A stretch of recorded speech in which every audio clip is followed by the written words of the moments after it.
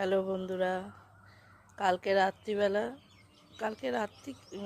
তোমার 8টা সাড়ে 8টার দিকের থেকে প্রচণ্ড পরিমাণে ঝড় আর বৃষ্টি হয়েছে। বৃষ্টি হওয়াতে গাছগুলো পুরো মনে হচ্ছে সতেজ হয়ে গেছে, সবুজে ভরে গেছে। তাই তোমাদের আমার ছাদ বাগানটা একটু দেখানোর জন্য ভিডিওটা করছি। তোমরা সবাই দেখে বলবে কেমন হয়েছে,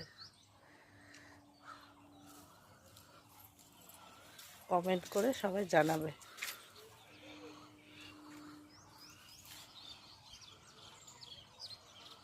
চারিদিক প্রায় সবুজে সবুজে ভরে গেছে।